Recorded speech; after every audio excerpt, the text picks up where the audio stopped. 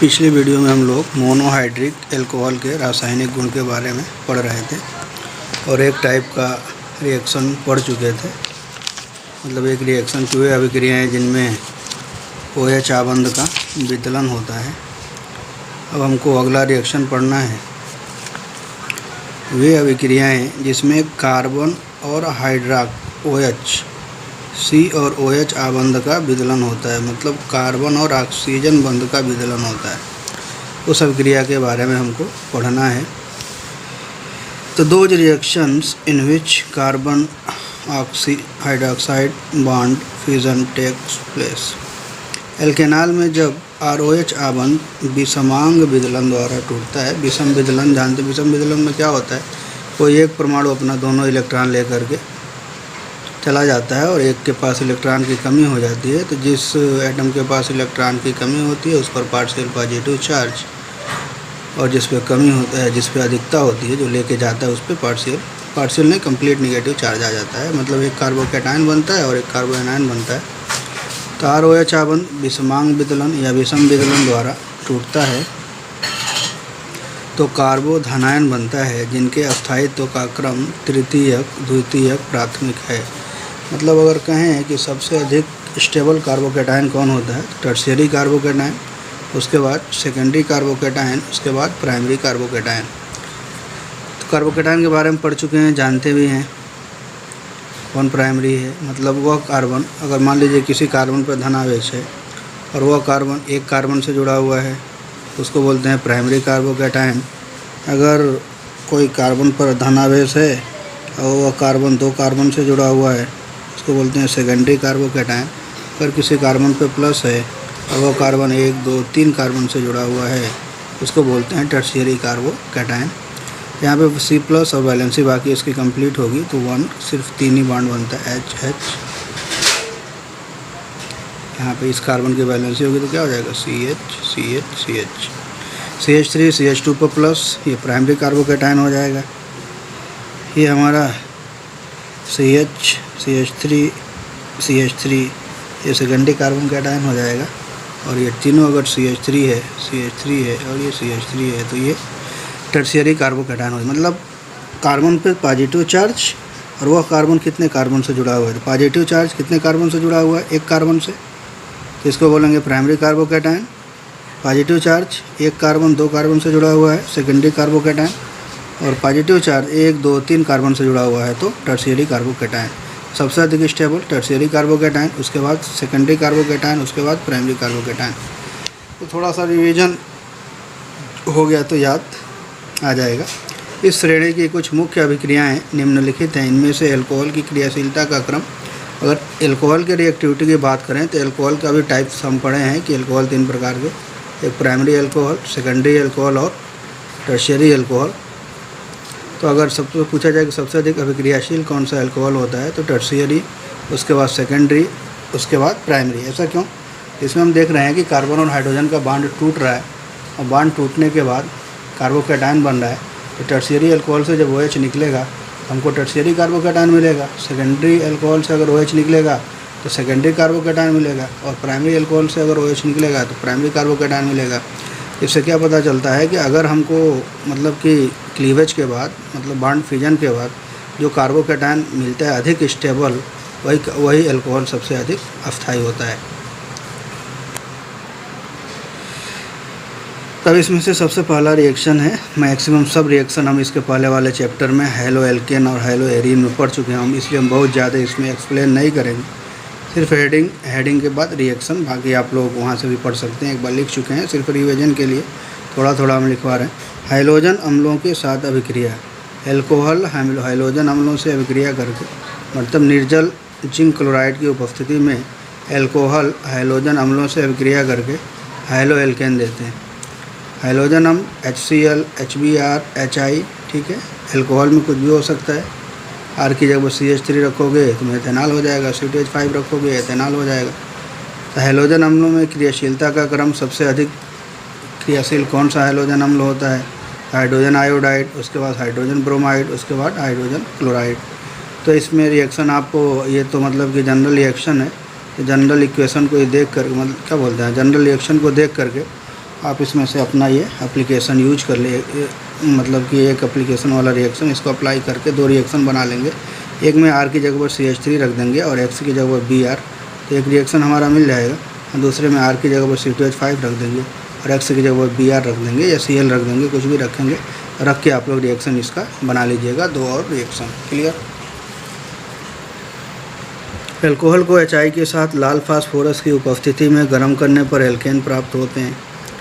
देखो एल्कोहल का अपचयन यहाँ पे हो जाता है ROH + 2HI red phosphorus 423 degree kelvin पर एल्कोहल एल्केन में अपचयित हो जाता है। यदि एक अपचयन अभिक्रिया है, कहने का मतलब ये है HI से रिएक्शन करेगा। HI ये हाइड्रोजन अम्ल है, लेकिन अगर लाल फास्फोरस है और टेम्परेचर 423 डिग्री सेंटीग्रेड है तो हमको जितने कार्बन का एल्कोहल होगा उतने ही कार्बन का एल्केन हमको मिल जाएगा। क्लियर। अब R की जगह पर यूज कर सकते हैं C2H5 रख कर आपको मतलब एक रिएक्शन इसका भी बना लीजिएगा। प्राइमरी और सेकेंडरी एल्कोहलों के साथ HCl की निर्जल जिंक क्लोराइड की उपस्थिति में अभिक्रिया को ग्रुप प्रक्रम कहते हैं। बताए हैं इसके पहले वाले चैप्टर में, वहाँ से भी आप देख सकते हैं। अगर प्राइमरी एल्कोहल हो या सेकेंडरी एल्कोहल हो, उसका रिएक्शन हाइड्रोजन अम्ल का मतलब HCl हाइड्रोक्लोरिक अम्ल से कराएं निर्जल जिंक क्लोराइड की उपस्थिति में, तो इस अभिक्रिया को हम क्या बोलते हैं, ग्रुप प्रक्रम। क्लियर। अगला है फास्फोरस हैलाइड के साथ अभिक्रिया। बहुत ही इंपॉर्टेंट रिएक्शन है, इसके पहले भी बताए थे हम। फास्फोरस के 2 हैलाइड हम जानते हैं, एक है फास्फोरस ट्राई हैलाइड और एक है फास्फोरस पेंटा हैलाइड। तो दोनों को हम देखेंगे 3ROH। जब ट्राई हैलाइड होता है तो 3 मॉलिक्यूल OH का यूज करते हैं और हमको हैलो एल्केन मिलता है और फास्फोरस एसिड मिलता है, फास्फोरस अम्ल। ये सारे रिएक्शन आप लोग लिख चुके हैं इसके पहले भी, इसलिए ज़्यादा कन्फ्यूज और ज़्यादा मतलब कि सोचने की ज़रूरत नहीं है। पिछला अगर नोट्स होगा आपके पास तो उसमें भी ये रिएक्शन सारे लिखवा चुके हैं हैलो एल्केन बनाने की विधियों में। इसीलिए कहते हैं कि ये ऑर्गेनिक केमिस्ट्री का मैक्सिमम रिएक्शन अगले चैप्टर से मैच करता है। हर चैप्टर के, इस चैप्टर का अगले चैप्टर में जाओगे फिर मैच करेगा उसमें। इसलिए क्या मतलब है कि अगर यही, अब देखिए यही क्या है, एल्कोहल का रासायनिक गुण है और यही एल्कोहल का रासायनिक गुण हमारा क्या है, हैलो एल्केन के बनाने की विधि है। तो सब एक दूसरे से मतलब कि आपस में रिलेटेड है। इसलिए थोड़ा सा ध्यान से एक चैप्टर अच्छे से तैयार करेंगे, दूसरा चैप्टर आधा हमारा तैयार हो जाएगा। इसलिए थोड़ा ध्यान लगा के तैयारी करें। एकदम याद रखिएगा 3 मॉलिक्यूल एल्कोहल का PX3 3RX H3PO3 R की जगह पर CH3 X की जगह पर Cl लिख के एक रिएक्शन कंप्लीट कर लीजिएगा। फिर R की जगह पर C2H5 X की जगह पर Cl लिख करके एक और हमारा रिएक्शन कंप्लीट कर लीजिएगा। वीडियो को ध्यान से देखेंगे और एक बार में तो नहीं कर सकते हैं कि एक बार में समझ में आ जाए, लेकिन पूरी उम्मीद है कि 2 बार अगर ध्यान से, 1 से 2 बार अगर ध्यान से वीडियो को पूरा टाइम देके आपने देख लिया तो पूरी उम्मीद है कि ऑर्गेनिक ये हमारा जो रिएक्शन है सिर्फ देखने से ही आपको तैयार हो जाएगा। देख करके नोट्स बना लेंगे, समझ लीजिए पूरा कंप्लीट तैयार हो गया। और ऐसे ऑफलाइन क्लास में हम मतलब कि नहीं कर सकते कि आपकी तैयारी क्लियर होगी, लेकिन ऑनलाइन क्लास ये वीडियो देखने की वजह से आपका मैक्सिमम पार्ट बहुत ही ईजी तरीके से और आसानी से तैयार हो जाएगा। इसलिए वीडियो को कंप्लीट देख करके नोट्स बनाइए और जितना भी टाइम लीजिए पूरा ध्यान लगा के वीडियो को देखिए।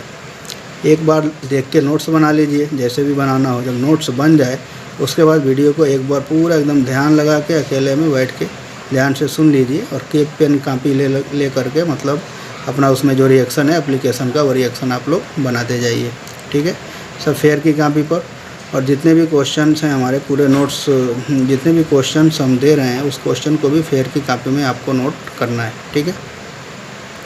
अब अगला है ROH PCl5। इसमें क्या होता है, अगर फास्फोरस पेंटा क्लोराइड ही हम डायरेक्ट यूज कर दे रहे हैं यहाँ पे, फास्फोरस पेंटा हैलाइड है ये, अगर X रखें यहाँ पे तो फास्फोरस पेंटा क्लोराइड अगर रिएक्शन करेगा एल्कोहल से, अगर पेंटा क्लोराइड होता है तो 1 मॉलिक्यूल एल्कोहल का यूज करते हैं। ट्राई हैलाइड होता है तो 3 मॉलिक्यूल एल्कोहल का यूज करते हैं। यहाँ पे हैलो एल्केन इसमें भी बनता है, हैलो एल्केन पहले वाले में भी बनता है, साथ में ये वाला ये फास्फोरिल क्लोराइड POCl3 ये बनता है प्लस HCl। ये याद रखिएगा, ये रिएक्शन एक बार आप लोग लिख चुके हैं, इसलिए अब R की जगह पर इसमें क्या रखना है, एक बार CH3 रख दो और एक बार C2H5 रख दो, 2 और नया रिएक्शन अपना एप्लीकेशन वाला बना लीजिए। ठीक है, ये हमारा डार्जन अभिक्रिया पढ़े थे वही वाला रिएक्शन है, थायोनिल क्लोराइड से अभिक्रिया। एल्कोहल थायोनिल क्लोराइड से अभिक्रिया करके हैलो एल्केन बनाता है, HCl और सल्फर डाइऑक्साइड गैस मिलता है। तो इस अभिक्रिया में पिरिडीन क्षारक द्वारा HCl का अवशोषण होता है तथा SO2 गैस के रूप में बाहर निकल जाती है तो शुद्ध एल्किल क्लोराइड प्राप्त होता है।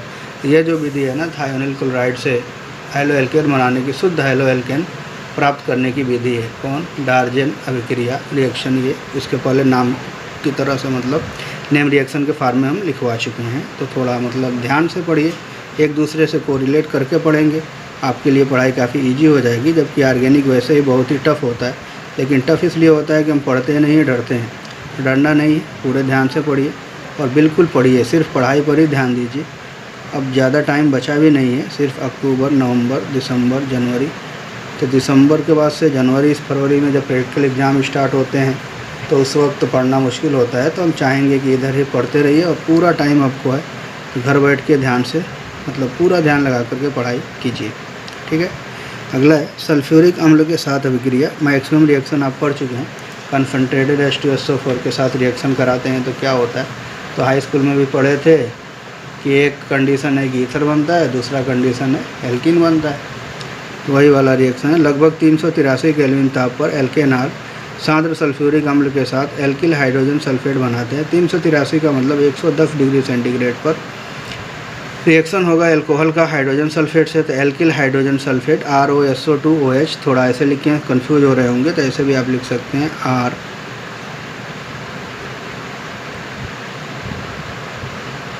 RHSO4 alkyl hydrogen sulphate. तो ये है alkyl hydrogen sulphate plus H2O, ठीक है। दूसरे स्टेप में क्या होगा, यदि एथेनॉल अधिक में लिया जाए, मतलब एथेनॉल की मात्रा हम ज़्यादा लें, तो 413 केल्विन ताप पर डाई एथिल ईथर मुख्य उत्पाद के रूप में प्राप्त होता है। 413 का मतलब 140 डिग्री सेंटीग्रेड। क्वेश्चन पूछता है क्या होता है जब एथेनॉल अधिक मात्रा में एथेनॉल की अभिक्रिया कंसनट्रेटेड H2SO4 से कराते हैं तो क्या होता है, हमको क्या मिलेगा, di alkyl ether RSO2OH plus HOR। 413 पर क्या बनेगा, ROR प्लस H2SO4। यहाँ पे अगर हम एप्लीकेशन लिखें तो C2H5OH H2SO4। 383 केल्विन टेम्परेचर पर क्या बन जाएगा, C2H5HSO4 प्लस H2O। देखिए H2O निकल रहा है, मतलब एल्कोहल से H2O निकल रहा है, किसकी वजह से, सल्फ्यूरिक अम्ल की वजह से। इसलिए इस अभिक्रिया में जो H2SO4 है वह निर्जली कारक का काम करता है। एकदम ध्यान रखिएगा, पूछता है क्वेश्चन H2SO4 का रोल क्या है रिएक्शन में, तो H2SO4 इस अभिक्रिया में निर्जली कारक का काम करता है। और फिर यहाँ पे देखेंगे C2H5HSO4 प्लस एक अधिक की मात्रा में है, तो फिर एक और मॉलिक्यूल हम ले लेंगे अगर एल्कोहल का, एथिल एल्कोहल का, तो दोनों का जब हम लीजिएगा तो इसका एक H और ये HSO4 मिलके H2SO4 बाहर हो जाएगा और हमारा क्या बन जाएगा, C2H5O C2H5 die ethyl ether और H2SO4। हम नाम नहीं लिख रहे हैं, नाम आप लोग लिख लीजिएगा, डाई एथिल ईथर ये वाला और H2SO4। अब हम देखें कि रिएक्शन को हमने H2SO4 से स्टार्ट कराया था और लास्ट में हमारा H2SO4 मिल गया। ऐसे पदार्थ जो रासायनिक अभिक्रिया में की दर को तो बढ़ा देते हैं लेकिन रासायनिक अभिक्रिया में भाग नहीं लेते हैं, उत्प्रेरक कहलाते हैं। कहने का मतलब यह है कि इस अभिक्रिया में H2SO4 उत्प्रेरक और निर्जली कारक दोनों का कार्य कर रहा है। क्लियर।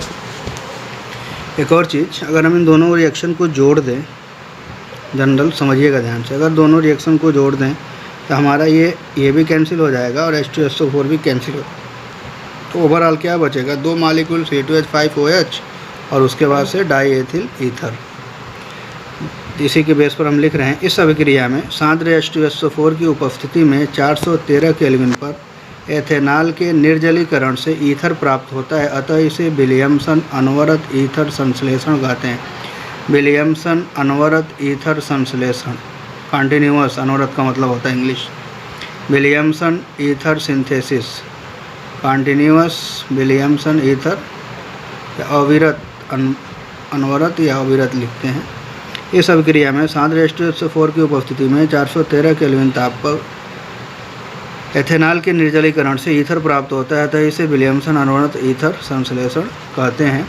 दो मॉलिक्यूल हमारा है, एक एथेनॉल, वाटर निकाल लो, एक से OH एक से H, concentrated H2SO4 413 kelvin, die ethyl ether और H2O। क्लियर। ईथर बनाने की एक विधि है, अभी आगे पढ़ोगे तो वहाँ भी हमको ईथर के बारे में अभी जस्ट इसके बाद ही अल्कोहल के बाद ईथर ही पढ़ना है, फिनाल पढ़ेंगे उसके बाद ईथर पढ़ेंगे, ठीक है। अपचयन, तो अपचयन में वही वाला रिएक्शन जो पहले बताए हैं कि अल्कोहल HI से अभिक्रिया करके लाल फास्फोरस की उपस्थिति में HI से अभिक्रिया करके एल्केन देता है। एल्केन देता है मतलब अल्कोहल का अपचयन होता है, तो यही रिएक्शन है। तो बाकी आप एप्लीकेशन अपने मन से R की जगह पर कुछ भी रख के CH3 रख के कर लीजिएगा। एक अमोनिया से अभिक्रिया, अल्कोहल व अमोनिया की वाष्पों को उच्च ताप पर एल्यूमिना या थोरिया THO2 थोरियम डाइऑक्साइड के ऊपर गुजारने पर प्राथमिक, द्वितीयक तथा तृतीयक एमीन प्राप्त होते हैं। करना कुछ नहीं है, रिएक्शन है, थोड़ा सा समझेंगे इसलिए कि इसके बाद हम एक क्वेश्चन आपको देने जा रहे हैं, तो क्वेश्चन आपको सॉल्व करना पड़ेगा। CH3OH प्लस NH3 Al2O3 की उपस्थिति में 633 केल्विन पर क्या होगा कि ये NH3 है ना, NH3 का एक H, ये पूरा OH मिलके H2O बनाएंगे और NH2 यहाँ पे जाके ऐड हो जाएगा।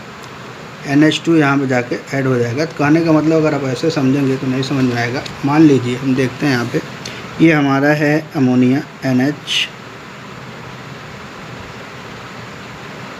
और दूसरा है हमारा CH3OH। Suppose that alcohol CH3OH है, तो क्या होगा पहले केस में, ये हटेगा, ठीक है, वाटर निकल गया तो क्या बना N। अगर हम रिएक्शन कराएं तो N, 2H हमारे लगे हुए हैं यहाँ पे, और यहाँ पे क्या लग गया CH3। अगर अमोनिया से एक हाइड्रोजन रिप्लेस होता है, उसकी जगह पर एक एल्किल ग्रुप लगता है, इसी को हम क्या बोलेंगे, प्राइमरी एमीन। अब प्राइमरी हमने समझा दिया, तो सेकेंडरी भी यहीं से समझ लो कि एक और हाइड्रोजन निकल जाए और यहाँ पे अगर CH3 लग जाता है तो ये क्या हो जाएगा, सेकेंडरी एमीन। फिर ये निकल जाए, यहाँ पे एक और CH3 लग जाए तो क्या हो जाएगा, टर्शियरी एमीन। यहाँ पे ऐसे ही 1 बाय 1 हम प्राप्त करेंगे। तो CH3OH plus NH3 Al2O3 633 kelvin, CH3NH2 plus H2O, यहाँ तक तो क्लियर है। अब CH3NH2 प्लस CH3OH, अब क्या होगा, ये OH जो है ना एक और हाइड्रोजन यहाँ से लेगा, एक और हाइड्रोजन लेके वाटर बनाएगा और नाइट्रोजन के पास सिर्फ एक हाइड्रोजन बचेगा और 2 CH3 जुड़ जाएंगे। तो CH3 का ट्वाइस NH, तो डाईमेथिल ईथर, ये हमारा क्या है, प्राइमरी एमीन, और ये क्या कहलाएगा, सेकेंडरी एमीन। और इसमें से क्या है, CH3 twice NH plus CH3OH। अब यहाँ पे क्या होगा, एक और निकलेगा और तीनों हाइड्रोजन 1 बाय 1 करके रिप्लेस हो गए, तो ट्राईमेथिल एमीन बनेगा और इसको हम क्या बोलेंगे, टर्शियरी एमीन। क्लियर। अब इसी का रिएक्शन आपको एक इसका मतलब कि C2H5 के साथ NH3 की अभिक्रिया लिखिए, ऐसे ही रिएक्शन आपको लिख के कमेंट करके दिखाना है सही है कि नहीं। मतलब ये भी सेम ऐसे ही होगा, प्राइमरी, सेकेंडरी और टर्शियरी एमीन हमको मिलेगा, तो नाम क्या होगा ये आप लिख के बताएंगे, ठीक है। अगला, एल्केनॉल को अमोनिया के साथ निर्जल जिंक क्लोराइड की उपस्थिति में 573 केल्विन पर अभिक्रित करने पर प्राथमिक एमीन प्राप्त होते हैं। सिर्फ प्राइमरी एमीन के लिए ये विधि है।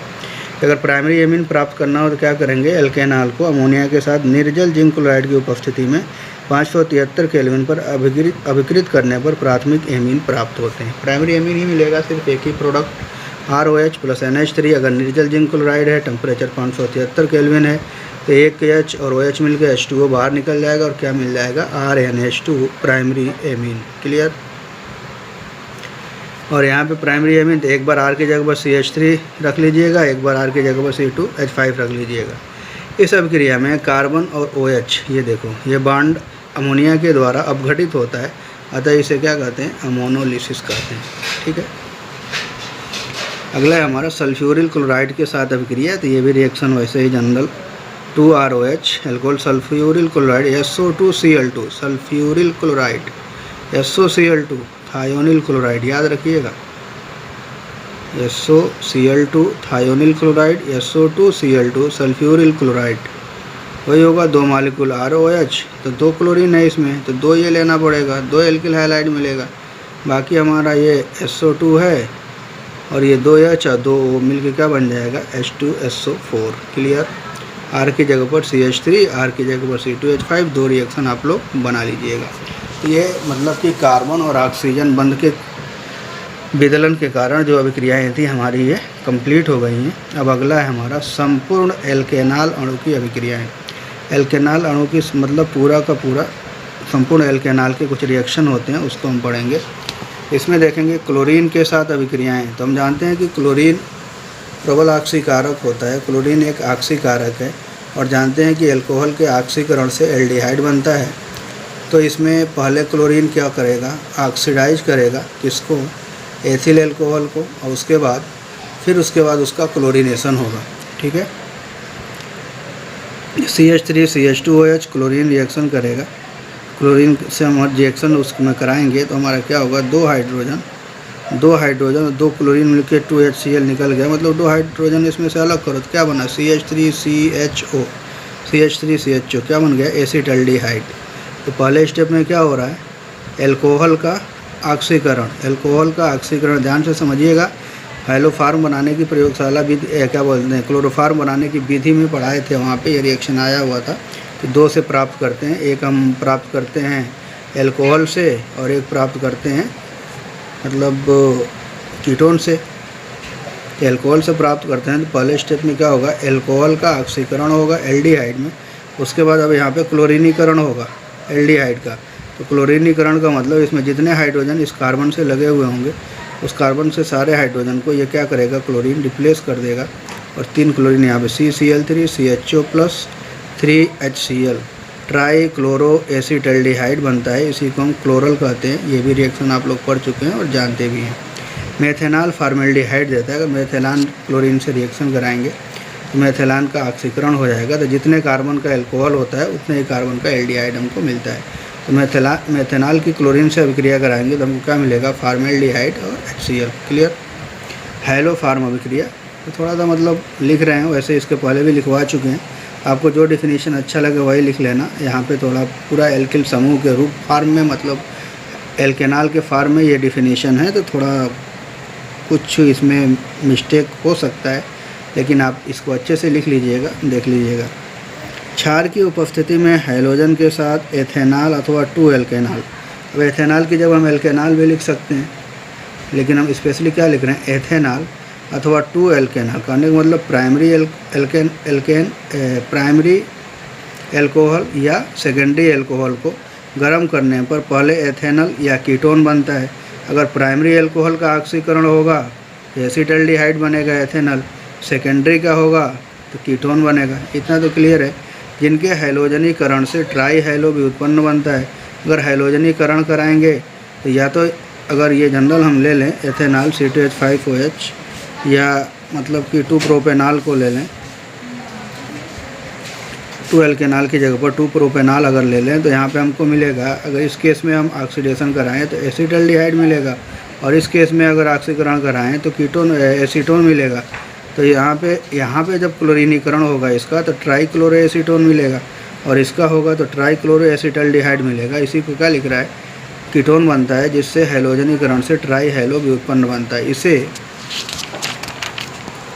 क्षार के साथ गर्म करने पर हाइलोफार्म प्राप्त होता है। यह अभिक्रिया हाइलोफार्म अभिक्रिया कहलाती है। तो जनरल मतलब कि कैसे ऑक्सीडेशन होता है NaOH की उपस्थिति में, तो यहाँ पे 2NaOH प्लस Cl2 का जो रिएक्शन होता है तो हमको ये प्राप्त होता है NaCl। तो यही ऑक्सीजन है ना, इसी की वजह से ऑक्सीकरण होता है। हमको इससे कोई ख़ास मतलब नहीं है, हम डायरेक्ट यहाँ रिएक्शन पे आते हैं। डायरेक्ट हम रिएक्शन लिख दे रहे हैं। एल्केनॉल की जगह पर हमने क्या यूज कर लिया, ethanol plus 4X2 plus 6NaOH। हम रट लीजिएगा रिएक्शन को, ये CH3CH2OH plus 4X2 plus 6NaOH। तो हमको क्या मिल गया, CHX3 haloform plus HCOONA sodium formate plus 5NaCl plus 5H2O। X की जगह पर आप क्लोरीन रखेंगे तो आपको क्लोरोफार्म प्राप्त होगा, ब्रोमीन रखेंगे तो ब्रोमोफार्म प्राप्त होगा, आयोडीन रखेंगे तो आयोडोफार्म प्राप्त होगा। तो आप तीनों रख करके रिएक्शन को एक बार लिख लेंगे ना, तो रखने का मतलब ये है कि जब 1-2 बार आप लिख लेंगे तो ऑटोमेटिक आपको तैयार हो जाएगा। बस याद रखिएगा कि एल्केन जब लेंगे तो हैलोजन की जो संख्या होगी वो 4 होगी और NaOH की संख्या क्या होगी, 6 होगी। क्लियर। इसके बाद से एक और सिलेबस से हाइलो एल्केन और हाइलो एरीन के सिलेबस से क्लोरोफार्म निकल चुका है, लेकिन फिर यहाँ पे क्या बोलते हैं, एल्कोहल, फिनाल और ईथर से सिर्फ मेथेनॉल और एथेनॉल का उपयोग बाहर हुआ है, और इसमें इसके रासायनिक गुण में मतलब एल्कोहल के रासायनिक गुण में हाइलोफार्म अभिक्रिया है। इसलिए हम एक भी रिएक्शन को छोड़ नहीं सकते। भले ही ऑर्गेनिक से दिख रहा है कि इतना मतलब 30% कम हुआ है सिलेबस, तो जो चैप्टर अलग हो गया उसकी बात तो अलग है, लेकिन अगर कोई टॉपिक अलग हुआ है ऑर्गेनिक से तो उससे कोई फ़ायदा हमको नहीं है। इसलिए कि जो रिएक्शन हेलो एल्केन और हेलो एरीन से मतलब कि रिमूव हो गया है, हट गया है, वही रिएक्शन यहाँ पे फिर हमारे एल्कोहल में आके ऐड हो रहा है। ठीक है, तो बिल्कुल सबको ध्यान से पढ़िएगा, ये नहीं कि हेडिंग देख के ज़्यादा इधर उधर नहीं करना है। इसी तरह अगर हम सेकेंडरी एल्कोहल ले लें तो यहाँ भी सेम वही होगा, 4x2 प्रोपेन 2 आल है, 6NaOH, ये दोनों संख्या सेम होगी। बस उस केस में एल्डिहाइड के केस में हमको क्या मिलेगा, मतलब प्राइमरी एल्कोहल के केस में हमको सोडियम फार्मेट मिलेगा और सेकेंडरी एल्कोहल के केस में हमको सोडियम एसीटेट मिलेगा। बाकी सारे प्रोडक्ट हमारे सेम होंगे। तो क्यों सोडियम एसीटेट मिलेगा, इसलिए कि इस केस में ऑक्सीकरण होगा क्लोरीन से, हमको कीटोन प्राप्त होगा, और इस केस में ऑक्सीकरण होगा तो एल्डिहाइड प्राप्त होगा।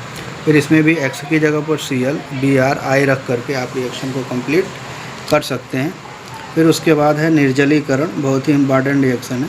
तो कंसनट्रेटेड H2SO4 की उपस्थिति में एल्कोहल का निर्जलीकरण कराते हैं, मतलब कि मोनोहाइड्रिक एल्कोहल का, तो हमको या तो ईथर मिलता है या एल्कीन मिलता है।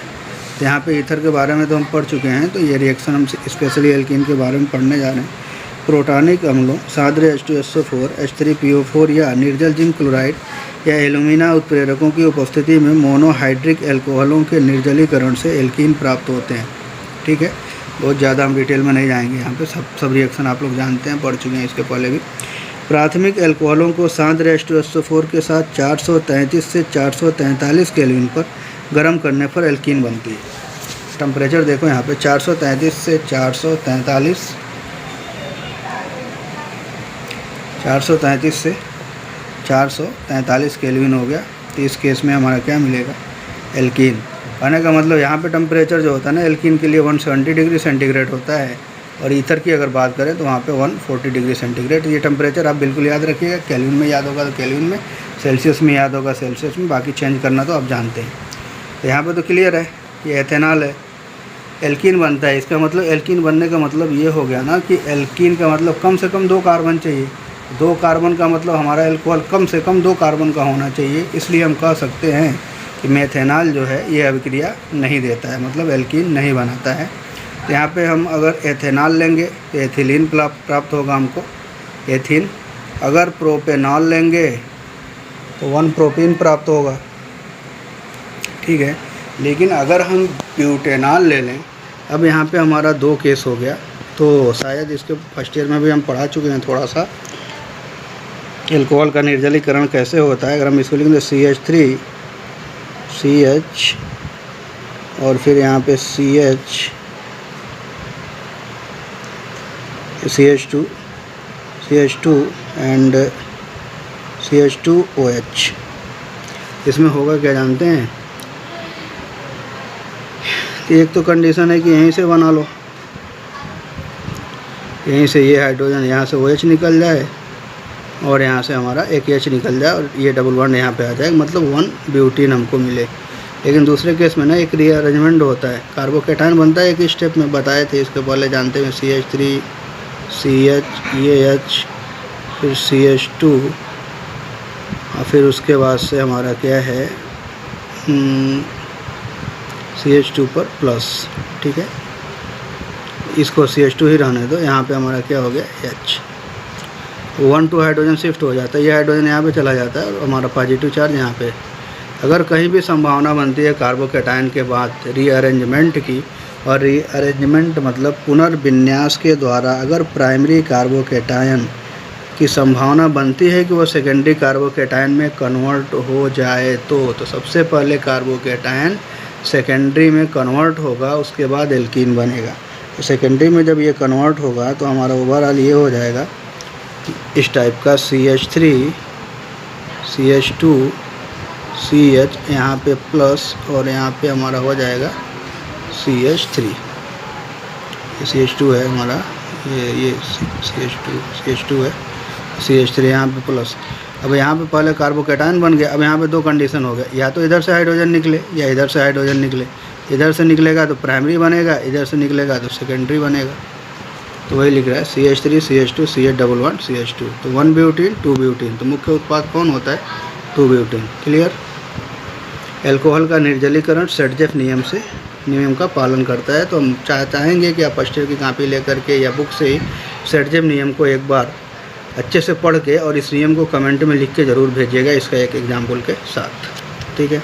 अगला द्वितीयक एल्कोहल सांद्र H2SO4 80 से 85% के साथ लगभग 413 केल्विन पर निर्जलीकरण से एल्कीन देता है। प्राइमरी कितने पर दे रहा था? 433 से 443 केल्विन पर। सेकेंडरी कितने पर दे रहा है?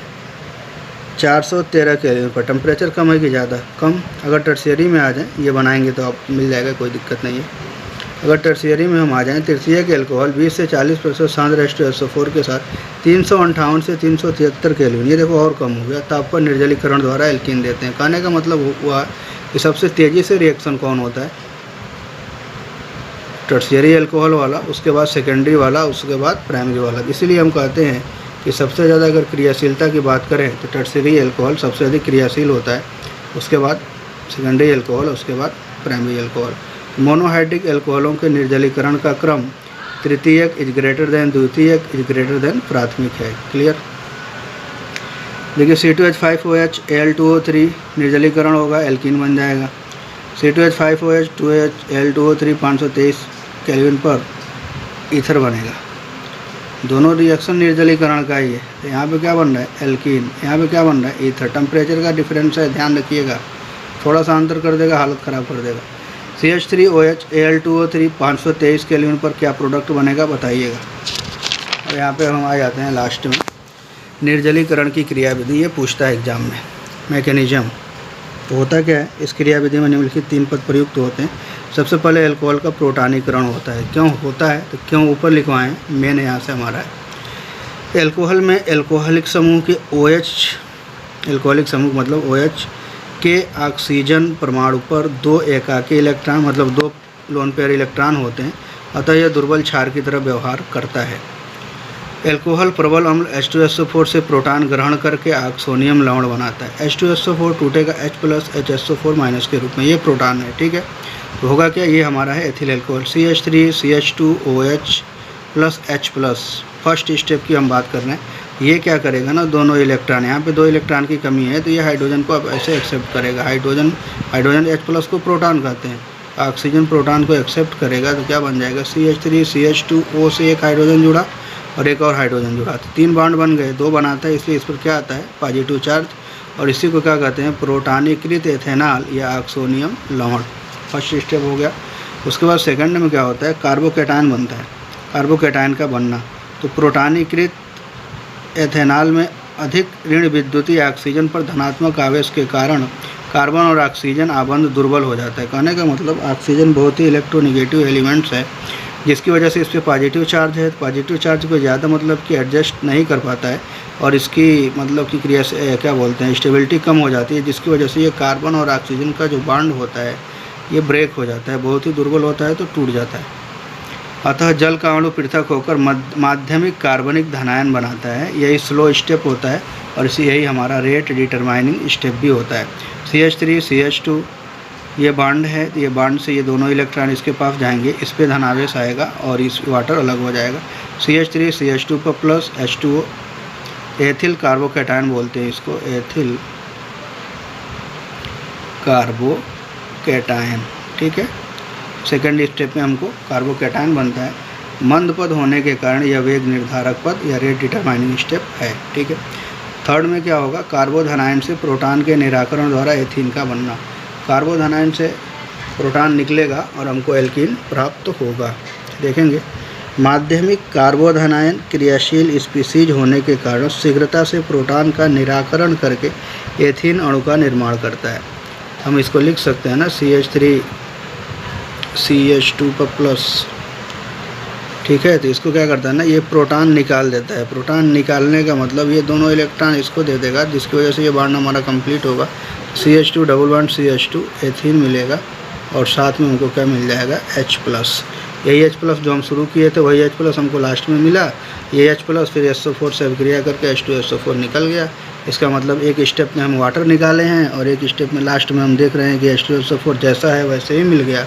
इसलिए इस अभिक्रिया में हम कह सकते हैं कि H2SO4 निर्जलीकारक और उत्प्रेरक दोनों का कार्य करता है। तो हम चाहेंगे कि यहाँ पे भी एक प्रोडक्ट मैकेनिज्म के थ्रू आप लोग बना लीजिएगा। लिख दे रहे हैं CH3 CH2 CH2 CH2OH 1 butanol plus नहीं, ऐसे लिख दे रहे हैं कंसनट्रेटेड H2SO4। टेम्परेचर आप लोग लिख सकते हैं कितना है, 433 से 443, 433 से 443 के लिए इक्वल टू जो प्रोडक्ट बनाइए, प्रोडक्ट मतलब ये उत्पाद बनाना है तथा इसकी क्रियाविधि समझानी है। ये आपके लिए क्वेश्चन है, अगर ये सॉल्व कर लेंगे तो समझ में आएगा कि आ गया है। वीडियो को ध्यान से एक बार 2 बार ध्यान से देख के पढ़िएगा, याद हो जाएगा। Thank you.